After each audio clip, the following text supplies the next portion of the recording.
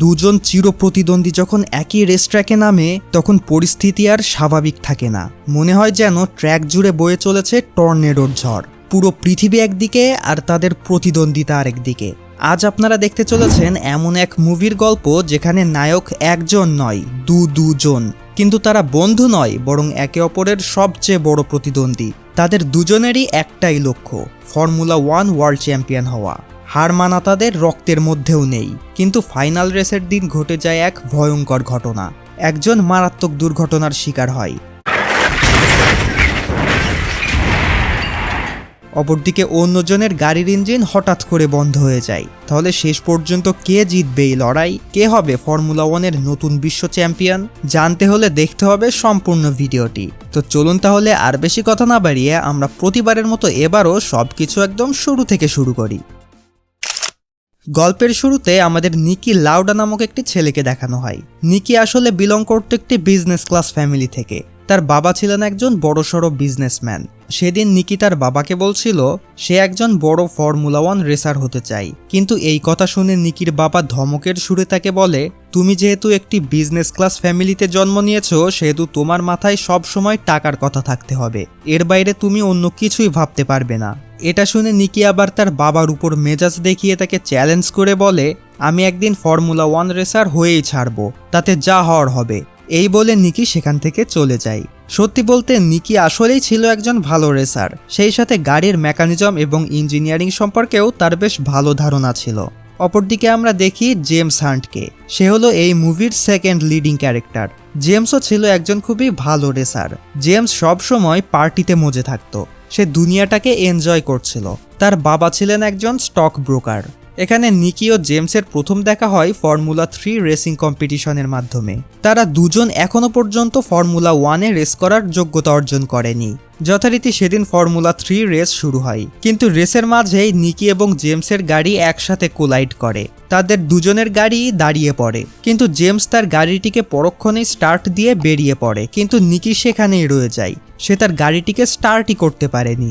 এদিকে ততক্ষণে জেমস ওই রেস জিতে যায় এবং হয়ে যায় ফর্মুলা 3-এর চ্যাম্পিয়ন। সে তার উইনিং মোমেন্টকে সেলিব্রেট করছিল, আর তখন সেখানে নিকি চলে আসে এবং জেমসকে বলে, তুমি রং ট্র্যাকে চলে এসেছিলে, আর তখন আমি যদি ব্রেক দিয়ে গাড়ি না থামাতাম তাহলে আমরা কেউই বাঁচতে পারতাম না।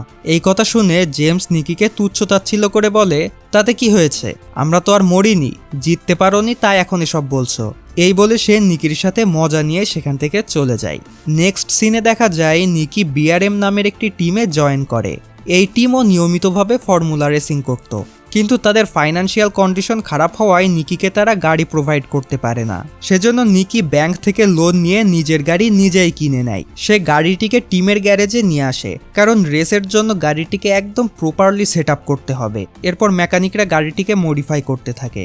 পরের দিন নিকি গ্যারেজে এসে গাড়িটিকে নিয়ে টেস্ট ড্রাইভের জন্য বেরিয়ে পড়ে, কিন্তু সে মোটেও স্যাটিসফাই ফিল করছিল না তার গাড়িটিকে চালিয়ে। সে গ্যারেজে ফিরে এসে সোজা মেকানিকদের জানায়, গাড়িটি দেখতে ভালো হলেও এর পারফরম্যান্স একদম বাজে, এটা কোনো রেসিং কার হতেই পারে না, এটা একটা শিট বক্স। তার এমন সরাসরি কথা শুনে টিমের মালিক এবং মেকানিকরা কিছুটা অপমানিত বোধ করে। নিকি শুধু গাড়িটিকে নিয়েই কমপ্লেন করে না, বরং সে তার প্রখর ইঞ্জিনিয়ারিং নলেজ দিয়ে গাড়িটির নির্দিষ্ট সমস্যাগুলো আঙুল দিয়ে দেখিয়ে দেয়। সে বলে, গাড়িটির ওজন অনেক বেশি, হ্যান্ডলিংও খুব বাজে, সবচেয়ে বড় কথা ইঞ্জিন ও বডির সাথে কোনো ব্যালেন্সই নেই। এরপর নিকি সারা রাত মেকানিকদের সাথে জেগে থেকে গাড়িটিকে নতুন করে কাস্টমাইজ করিয়ে নেয়। সে গাড়িটির বডি বানাতে ম্যাগনেসিয়াম ইউজ করতে বলে, যেন বডির ওজন আগের থেকেও হালকা হয়ে যায়। পরদিন সকালে যখন নিক তার মডিফাইড গাড়িটিকে ট্র্যাকে নামায় তখন সে তার এই গাড়ির পারফরম্যান্সে ম্যাজিক্যাল চেঞ্জ লক্ষ্য করে। আগের তুলনায় গাড়িটি এবার 2.3 সেকেন্ড বাকি থাকতেই ল্যাপ ক্রস করে ফেলে, অর্থাৎ গাড়িটির হর্স পাওয়ার 2.3 সেকেন্ড ইনক্রিজ হয়েছে। মেকানিকরা তখন অবাক হয়ে তাকিয়ে থাকে, কারণ তারা জানতো না যে একজন ড্রাইভার গাড়ির মেকানিজম সম্পর্কেও এতটা ডিপ নলেজ রাখতে পারে। তখন টিমের হেড জিজ্ঞাসা করে, সে এমন কি করেছে যে এক রাতেই গাড়ির পারফরম্যান্স ডাবল হয়ে গেছে? নিকি জবাব দেয়, যতদিন না এই টিমে তার পার্মানেন্ট পজিশন না হচ্ছে ততদিন সে এই ইনফরমেশন তাদের সাথে শেয়ার করবে না। সে আরও বলে, তোমরা এই টিমের 2 বছর পুরাতন ড্রাইভারকে মান্থলি যে পরিমাণ টাকা দাও, আমাকেও এখন থেকে সেই পরিমাণ টাকাই দিতে হবে। এই প্রস্তাব শুনে টিমের হেড প্রথমত রাজি হচ্ছিল না, কিন্তু পরক্ষণেই এই কার মেকানিক্স সম্পর্কে নিকির ট্যালেন্টের কথা চিন্তা করে সে তার প্রস্তাবে রাজি হয়ে যায়। এদিকে জেমসও তার টিমের জন্য স্পন্সরশিপ পেয়ে যায়, যার কারণে অবশেষে ফর্মুলা 1 কার রেসিংয়েও তার নাম চলে আসে। জেমস সুজি নামের এক মডেলকে বিয়ে করে। এদিকে নিকিও মার্লিনি নামের এক জার্মান মেয়েকে ভালোবাসত। এর কিছুদিন পর নিকিকে ফেরারি টিম কিনে নেয়। আর এই খবর জানতে পেরে জেমস অবাক হয়ে যায়, সে বিশ্বাসই করতে চায় না। কিন্তু জেমসের বন্ধু তাকে জানায় গাড়ি সম্পর্কে নিকির অনেক ভালো নলেজ রয়েছে, সেজন্যই এত বড় একটি টিম তাকে কিনে নিয়েছে। বন্ধুর থেকে এই কথা শুনে জেমস অবশেষে বিশ্বাস করে। এরপর ধীরে ধীরে এরা দুজনই রেসিংয়ে বেশ ভালো এক্সপার্ট হয়ে উঠতে থাকে। অবশেষে আমেরিকান ফর্মুলা রেসিং কম্পিটিশনের ডেট চলে আসে। দিনটি ছিল 1975 সালের 5ই অক্টোবর। সেদিন এই রেসে নিকি এবং জেমস দুজনই মার্ভেলাস লেভেলের প্রতিদ্বন্দ্বিতা করছিল, কিন্তু ফাইনাল ল্যাপের আগেই জেমসের গাড়ির ইঞ্জিন ফল্ট করে এবং গাড়িটি সেখানেই বন্ধ হয়ে যায়। আর এদিকে নিকি অবশেষে এই রেসে ফার্স্ট হয়ে যায়। এর মধ্য দিয়ে সে প্রথমবারের মতো এই বছরের ফর্মুলা 1 ওয়ার্ল্ড চ্যাম্পিয়নশিপ ছিনিয়ে নেয়। রেস শেষে জেমস নিকিকে কংগ্রেস জানিয়ে বলে, যদি গাড়ি খারাপ হয় তাহলে ড্রাইভার যতই ভালো হোক না কেন সেই রেসে কখনোই জেতা যায় না। এটা শুনে নিকি বলে, আবার ড্রাইভার ভালো থাকলে খারাপ গাড়িকেও ভালো করা যায়। অর্থাৎ এই কথার মাধ্যমে নিকি জেমসকে ইনডাইরেক্টলি অপমান করার চেষ্টা করে। এরপর দেখা যায় জেমসের খারাপ সময় শুরু হতে থাকে। নিক রেসে হেরে যাওয়ার কারণে যে কোম্পানি তার টিমকে স্পন্সরশিপ দিয়েছিল তারা তাদের সেই স্পন্সরশিপকে তুলে নেয়। এরপর জেমস অন্যান্য কোম্পানিতে স্পন্সরশিপ নেওয়ার জন্য যোগাযোগ করে, কিন্তু কেউই তাকে স্পন্সরশিপ দিতে আগ্রহী হয় না। একটা পর্যায়ে যদিও ম্যাকলারেন নামক একটি কোম্পানি তাকে স্পন্সরশিপ করতে রাজি হয়, কিন্তু শেষমেশ তারা আবার জেমসকে ধোঁকা দিয়ে বসে। এতে করে জেমস প্রচণ্ড রাগান্বিত হয়ে ম্যাকলারেন কোম্পানির অফিসে চলে আসে। ম্যাকলারেনের মালিক তাকে জানায়, তুমি যদি নিকি লাউডাকে হারাতে পারো তাহলে আমি তোমার সাথে কোলাবরেট করতে পারি। এটা শুনে জেমস জানায়, আমি নিকিকে এর আগেও হারিয়েছি আর ফিউচারেও হারাতে পারবো, কারণ এই ম্যাকলারেন ব্র্যান্ডের গাড়ি ফেরারির থেকেও অনেক বেশি শক্তিশালী। এই কথা শুনে ম্যাকলারেন কোম্পানি প্রথমবারের মতো জেমসকে স্পন্সরশিপ দিতে রাজি হয়। পরের বছর 1976 সালে ব্রাজিলে একটি কম্পিটিশনের আয়োজন করা হয়, আর এই কম্পিটিশনেও নিকি ফার্স্ট হয় এবং জেমস সেকেন্ড। এর পরের বছরের টুর্নামেন্টেও একইভাবে জেমস সেকেন্ড হয় আর নিকি ফার্স্ট। কিন্তু তৃতীয়বার যে কম্পিটিশন হয় সেখানে জেমস নিকিকে পেছনে ফেলে ফার্স্ট হয়ে যায়। যদিও নিকি এই রেসে সেকেন্ড হয়েছিল, কিন্তু তারপরও সে জেমসের উপর সন্দেহ করে। এরপর সে তার টিমের একজনকে ডেকে জেমসের গাড়ি চেক করতে বলে। তারা যখন জেমসের গাড়িটি চেক করে তখন সেখানে স্পষ্ট কারসাজি ধরা পড়ে।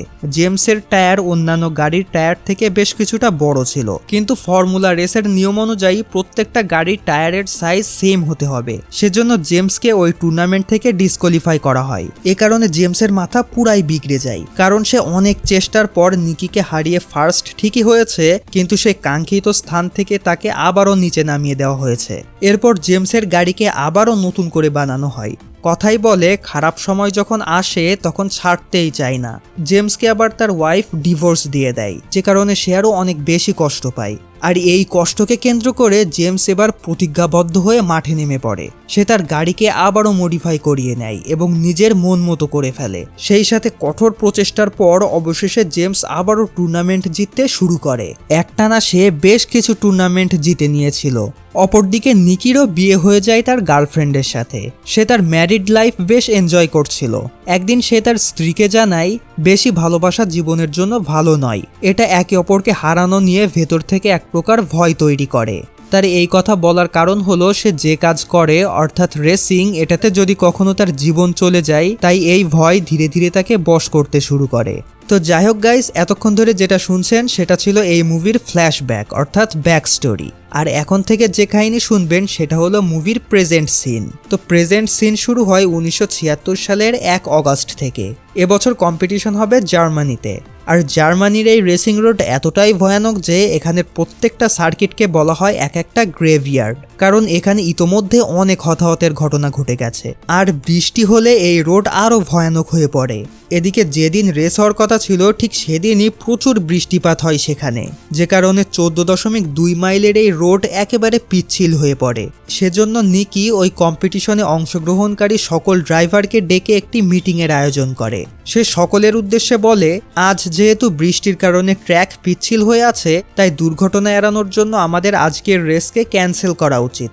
এমনিতেও এই রোড অনেকটাই ডেঞ্জারাস, তার উপর আবার আজকে বৃষ্টি হয়েছে। কিন্তু এখানে নিকির কথা শুনে জেমস সহ সেখানের অনেকেই তার প্রস্তাবে রাজি হয় না। বরং জেমস তো বলেই বসে, তুমি এই কথা বলছো নিজের সুবিধার জন্য। কিন্তু এখানে জেমসের কথা কোনো লজিক মেক করে না। যদিও শেষ পর্যন্ত নিকির প্রস্তাবকে প্রত্যাখ্যান করে সকলে এই ডিসিশন নেয় যে রেস যদি হয় তাহলে আজকেই হবে। যথারীতি রেসের সকল কার্যক্রম শুরু হয়ে যায়। সেদিন সকল রেসার তাদের গাড়ির চাকাগুলোকে ওয়েট করে রাখে, অর্থাৎ ভিজা করে রাখে। এমনকি নিকি এবং জেমসও সেটাই করেছিল। তাদের এটা করার কারণ হলো ভিজা ট্র্যাকে যদি টায়ারও ভিজা থাকে তাহলে স্পিড ভালো পাওয়া যায় এবং ব্রেকিং সিস্টেমও ভালো কাজ করে। এরপর অবশেষে রেস শুরু হয়। সকলে সার্কিট পূরণ করতে শুরু করে। নিকি এবং জেমস নির্দিষ্ট পয়েন্টে এসে গাড়ির চাকা চেঞ্জ করে, কিন্তু এখানে নিকির টিম গাড়ির চাকা চেঞ্জ করতে অনেক দেরি করে ফেলছিল। সেই সুযোগে জেমস নিকিকে পেছনে ফেলে অনেক দূর এগিয়ে যায়। সেজন্য নিকি এবার চাকা চেঞ্জ করে খুব ফাস্ট ড্রাইভ করতে থাকে যেন সে জেমসকে ওভারটেক করতে পারে। কিন্তু এটাই হয় তার জীবনের সবচেয়ে বড় ভুল। একটা পর্যায়ে ট্র্যাক শুকিয়ে যেতে শুরু করে। ট্র্যাকের কিছু জায়গা শুকনো, আবার কিছু জায়গা ভিজা অবস্থায় থাকে। এদিকে নিকির গাড়ির চাকাও নতুন লাগানো হয়েছে, যে কারণে টায়ার ও ট্র্যাকের মাঝে ফ্রিকশন বেড়ে যায় এবং গাড়ি অনবরত স্লিপ খেতে শুরু করে। আর একটা পর্যায়ে নিকি ভয়ঙ্কর এক অ্যাক্সিডেন্ট করে। তার গাড়িতে ভয়ানকভাবে আগুন ধরে যায়। তার চেহারা 3rd ডিগ্রি পর্যন্ত যায়। সেই সাথে তার লাংসও কাজ করা বন্ধ করে দেয়। নিকিকে আহত অবস্থায় দ্রুত এয়ার অ্যাম্বুলেন্সে করে হসপিটালে পাঠানো হয়। হসপিটালেও তার অবস্থা ধীরে ধীরে খারাপ হতে শুরু করে। এদিকে নিকির অনুপস্থিতিতে জেমস ধীরে ধীরে একের পর এক টুর্নামেন্ট জিততে শুরু করে। তার পয়েন্টও ইনক্রিজ হতে থাকে। কিন্তু নিকির এই ট্র্যাজেডিতে সেও মনে মনে অনেক ব্যথিত হয়। সে কোথাও না কোথাও মনে করত যে নিকির এই অ্যাক্সিডেন্টের পেছনে সেও সমান দায়ী। কারণ সেদিন নিকি যখন বৃষ্টির কারণে রেসকে পিছিয়ে নিতে বলেছিল, তখন সবার মধ্যে জেমসও ছিল যে নিকির এই ডিসিশনে ডিসঅ্যাগ্রি করেছিল। এদিকে হসপিটালে নিকির উপর চালানো হয় খুবই পেইনফুল অপারেশন। তার মুখের উপরিভাগ অনেকটাই ঝলসে গিয়েছিল। তার লাংসও হাই টেম্পারেচারের কারণে ক্ষতিগ্রস্ত হয়। মুখ দিয়ে তার লাংসের ভেতর পাইপ ঢুকিয়ে আর্টিফিশিয়ালি পাম্প করা হতো যেন এয়ার সার্কুলেশন ঠিক থাকে। নিকি দীর্ঘ 1.5 মাস ধরে পেইনফুল এই প্রসিডিওর সহ্য করে আসছে। এদিকে তার মাথায় তখনও ফর্মুলা 1 চ্যাম্পিয়নশিপ ছিনিয়ে নেওয়ার তীব্র আকাঙ্ক্ষা গেঁথে আছে। অবশেষে এই 1.5 মাস পর নিকি ধীরে ধীরে সুস্থ হতে শুরু করে। নিকি ফাইনালি একদিন আবারও তার চেনাশোনা ট্র্যাকে ফিরে আসে, যেখানে জেমস তার সাথে দেখা করে তাকে সরি বলে। সে জানায়, আমি তোমাকে লেটার পাঠাতে চেয়েছিলাম কিন্তু তার হলো না। আমি বিশ্বাস করি যে আজ তোমার এই অবস্থার জন্য আমিই দায়ী। এটা শুনে নিকি বলে, আর আমার এখন এখানে আসার পেছনেও তুমি দায়ী। কারণ যে রেসগুলো আমি জিততে পারতাম সেই রেসগুলো তুমি জিতেছো, আর আমি সেগুলো টিভিতে দেখেছি। ঠিক সেজন্যই আমি আবারও ট্র্যাকে ফিরে এসেছি শুধু তোমাকে হারানোর জন্য। এরপর নিকিকে নিয়ে একটি প্রেস কনফারেন্সের আয়োজন করা হয়, যেখানে একজন রিপোর্টার নিকিকে একটি অবাস্তব প্রশ্ন করে বসে। সে জিজ্ঞেস করে, আপনার চেহারা এভাবে নষ্ট হয়ে যাওয়ার পরও কি আপনার স্ত্রী আপনার সাথেই রয়েছে, নাকি আপনাকে সে ডিভোর্স দিয়ে দিয়েছে? এমন আনকমফোর্টেবল কোয়েশ্চেন শুনে নিকি শুরুতে বিষয়টাকে মজার ছলে গ্রহণ করে এবং উত্তরটিও একটু ফানি ওয়েতে প্রেজেন্ট করে। কিন্তু সে আবারও সিরিয়াসভাবে ওই একই প্রশ্ন করলে নিকি এবার রেগে যায় এবং প্রেস কনফারেন্স ছেড়ে বেরিয়ে আসে। এরপর ঘটে একটি অনাকাঙ্ক্ষিত ঘটনা। ওই রিপোর্টার যখন চলে যাচ্ছিল ঠিক তখন জেমস তাকে ধরে সাইডে নিয়ে গিয়ে ইচ্ছামতো মারধর করে। সে তার মুখের ভেতর শক্ত কিছু একটা ঢুকিয়ে দিয়ে খুবই বাজেভাবে তাকে আঘাত করে এবং উল্টে তাকে ওই একই প্রশ্ন করে যেটা সে নিকিকে করেছিল। জেমস বলে, এবার কি তোর বউ তোর সাথে থাকবে নাকি তোকে ডিভোর্স দেবে? মারধর শেষে এরপর জেমস সেখান থেকে চলে যায়। কিছুদিন পর আবারও কম্পিটিশন শুরু হয়। অ্যাক্সিডেন্টের পর এটাই নিকির ফার্স্ট রেস। সেদিন রেস শুরু হতেই নিকিকে সবাই একে একে ওভারটেক করতে থাকে, কারণ নিকি খুবই ফেয়ার নিয়ে ড্রাইভ করছিল। তার চোখে সেদিনের ওই অ্যাক্সিডেন্টের দৃশ্য জলজল করে ভেসে ওঠে। কিন্তু ধীরে ধীরে নিকি কনফিডেন্ট ফিরে পেতে শুরু করে আর তখনই সে সামনের গাড়িগুলোকে ওভারটেক করে ফেলে। এদিকে সেদিন হঠাৎ জেমসের গাড়িতে সমস্যা দেখা দেয় এবং সে রেস থেকে বেরিয়ে যায়। সেদিনের এই রেসে নিকি 4th পজিশন দখল করেছিল, এর জন্য তাকে 3 পয়েন্ট দেওয়া হয়েছিল। আর এবার অবশেষে ওয়ার্ল্ড চ্যাম্পিয়নশিপের সময় ঘনিয়ে এসেছে। এই কম্পিটিশনে যার পয়েন্ট সবচেয়ে বেশি হবে সেই হবে গ্র্যান্ড ফাইনাল চ্যাম্পিয়ন। যদিও আগের বারের ওয়ার্ল্ড চ্যাম্পিয়নের খেতাবও রয়েছে নিকির ঘরে। এবার কি হয় সেটাই দেখার পালা। যথারীতি সময় মতো এবারের টুর্নামেন্টের আসরও শুরু হয়। আর এই ফর্মুলা 1 রেসিং কম্পিটিশনের হোস্ট করে জাপান, অর্থাৎ এই রেসটি হতে চলেছে জাপানে। কিন্তু রেসের দিন সেখানে আগের বারের থেকেও অনেক বেশি বৃষ্টিপাত হয়, বাট এই কারণে রেস ক্যান্সেল করা বা রেসের শিডিউল পরিবর্তন করার কোনো সুযোগ নেই, কারণ ইতোমধ্যেই সকল স্পোর্টস টিভি চ্যানেলগুলোতে এই রেসের লাইভ ব্রডকাস্টিং বিক্রি হয়ে গেছে। সেজন্য বাধ্য হয়েই সকলে রেসে অংশগ্রহণ করে। রেসও যথারীতি সময় মতো শুরু হয়, কিন্তু রেস শুরু হওয়ার কিছুক্ষণ পর নিকি তার গাড়িকে একদম স্লো করে দেয় এবং রেস থেকে বের হয়ে যায়। আর সেই রেস করবে না বলে সিদ্ধান্ত নেয়, কারণ সে বৃষ্টির জন্য সামনের কিছুই দেখতে পাচ্ছিল না। আর এবার নিকি নিজের পরিবারের কথা চিন্তা করে কোনো মতেই নিজের জীবনকে আরও একবার রিস্কে ফেলতে চাচ্ছিল না। নিকি কম্পিটিশন থেকে বের হয়ে যাওয়ার কারণে ওয়ার্ল্ড চ্যাম্পিয়নশিপ হওয়ার দৌড়ে একমাত্র জেমসই সবচেয়ে এগিয়ে ছিল। সে তখন 7th ল্যাপ ক্রস করে ফেলে, কিন্তু ঠিক তখনই হঠাৎ করে তার সামনের টায়ার ফেটে যেতে শুরু করে। সেই সাথে তার গতিও ডিক্রিজ হতে থাকে। যদিও কোনো রকমে সে তার টিমের কাছে এসে টায়ার চেঞ্জ করে নেয়। এদিকে গিয়ার লিভারও ভেঙে গেছিল, যে কারণে তার হাতেও ক্ষতের সৃষ্টি হয়। এদিকে আর মাত্র 4টা ল্যাপস বাকি। জেমস ছিল 6th পজিশনে। চ্যাম্পিয়ন হওয়ার জন্য তাকে মিনিমাম 3rd পজিশন থেকেই রেস শেষ করতে হবে। টিম ম্যানেজার জেমসকে সাবধানে ড্রাইভ করতে বলে, কারণ সে জেতার নেশায় পাগলের মতো ড্রাইভ করছিল। কিন্তু জেমস তার কথা শোনে না, সে আবারও অ্যাগ্রেসিভভাবে ড্রাইভ করতে থাকে। এদিকে এটাতে অ্যাক্সিডেন্টেরও যথেষ্ট ভয় ছিল। জেমস এরপর কয়েকজনকে ব্রেভলি ওভারটেক করে ফেলে, কিন্তু সে কয়জনকে ওভারটেক করেছে সেটা সে নিজেও ভালোভাবে জানে না। অবশেষে জেমস ফাইনাল ল্যাপ ফিনিশ করে এবং রেস শেষ হয়। যখন সে স্কোরবোর্ডের দিকে তাকায় তখন দেখে সে ছিল 5th পজিশনে, কিন্তু তাকে জেতার জন্য 3rd পজিশনে থাকতে হতো। এতে করে জেমস খুবই দুঃখী হয়ে পড়ে এবং তার টিমমেটসদেরকে সরি জানিয়ে বলে, আমাকে ক্ষমা করবে, আমি এবারও পারলাম না। এই কথা শুনে তার ম্যানেজার বলে, তুমি এসব কি বলছো, তুমি তো চ্যাম্পিয়ন হয়েছো, তুমি 3rd রাউন্ডে থেকেই রেস ফিনিশ করেছো। এই কথা শুনে জেমস আবারও স্কোরবোর্ডের দিকে তাকালে দেখে তার পজিশন 5th থেকে 3rd-এ চলে এসেছে। এখানে মূলত স্কোর আপডেট হতে একটু টাইম নিয়েছিল, সেজন্য জেমস ভেবেছে সে এবারও হেরে গেছে। কিন্তু সে যখন জানতে পারে এবারের ওয়ার্ল্ড চ্যাম্পিয়নশিপের মালিক সে, তখন তার খুশি আর কেউ ঠেকিয়ে রাখতে পারে না। সবাইকে নিয়ে সে খুশিতে চেয়ার করতে শুরু করে। তার সাপোর্টার্সরাও এই আনন্দে সেলিব্রেট করা শুরু করে। আর এর মধ্য দিয়েই জেমস হান্টের স্বপ্ন প্রথমবারের মতো পূরণ হয়। এরপর জেমসের পরিচিতি সারা পৃথিবীতে ছড়িয়ে পড়ে। যদিও সে আগে থেকেই ছিল একজন স্পোর্টস ফিগার, কিন্তু এবার তার পপুলারিটি আগের থেকেও বেড়ে যায়। অনেক কোম্পানি তাকে দিয়ে নিজেদের ব্র্যান্ডের প্রমোশন করিয়ে নেয়। আর এভাবে জেমস অনেক আনন্দের সাথে তার লাইফ লিড করতে থাকে। এরপর একদিন জেমসের সাথে নিকির দেখা হয়, যখন একটি পার্টিতে যাওয়ার জন্য নিকি তার প্রাইভেট জেট রেডি করছিল। নিকি জেমসকে জানায়, তোমাকে আবারও প্র্যাকটিস শুরু করা উচিত। এটা শুনে জেমস বলে, হ্যাঁ আমি শুরু করব, কিন্তু এখনই না, আগে আমি আমার এই লাইফকে এনজয় করব, যে লাইফকে পাওয়ার জন্য আমি এত কিছু করেছি। নিকি তখন বলে, মানুষ কিন্তু জানে এবং বলে তুমি কার জন্য রেসে জিততে পেরেছ। জেমস জানায়, এটা মানুষের কথা নাকি তোমার কথা? হ্যাঁ, তুমি রেস থেকে বেরিয়ে গেছো, এটা সত্য, কিন্তু এর মানে এটা নয় যে তোমার কারণেই আমি চ্যাম্পিয়ন হতে পেরেছি। আমি চ্যাম্পিয়ন হয়েছি আমার নিজের যোগ্যতায়। এখানে তোমার নিজের ক্রেডিট নেওয়ার কোনো দরকার নেই। এটা শুনে নিকি বলে, আমি যখন হসপিটালে ছিলাম তখন আমার মুখ দিয়ে পাইপ ঢুকিয়ে লাংসে প্রবেশ করানো হয়েছিল। ওই পেইনফুল সময়টাতে আমি তোমার রেস স্বচক্ষে দেখেছিলাম আর মনে মনে তোমাকে গালি দিয়েছিলাম। যদিও এখন আমাদের দুজনের ইচ্ছাই পূরণ হয়েছে। এখন দেখো আমরা দুজনই ওয়ার্ল্ড চ্যাম্পিয়ন। এরপর নিকি জেমসকে আবারও প্র্যাকটিস শুরু করার কথা বলে, কিন্তু জেমস আবারও একই কথা বলে। সে জানায়, আমি আগে দুনিয়াতে ফুর্তি করব, তারপর প্র্যাকটিস শুরু করব। যদি আমরা আনন্দ ফুর্তি নাই করতে পারি তাহলে এসব চ্যাম্পিয়ন হয়ে লাভটা কি? এই বলে সে সেখান থেকে চলে যায়। আসলে জেমস দুনিয়াকে এতটাই উপভোগ করছিল যে তার ক্যারিয়ারকে আর সামনের দিকে নিয়ে যাওয়ার কোনো ইচ্ছাই ছিল না। সে দুনিয়ার জীবনে একেবারে ডুবে যায়। মুভির এই সিনে আমাদেরকে নিকির রিয়েল লাইফ ভয়েস ওভার শোনানো হয়, যেখানে সে বলছিল জেমসের জন্য একটি ওয়ার্ল্ড চ্যাম্পিয়নশিপই যথেষ্ট ছিল, কারণ তার স্বপ্নই ছিল এই পর্যন্ত।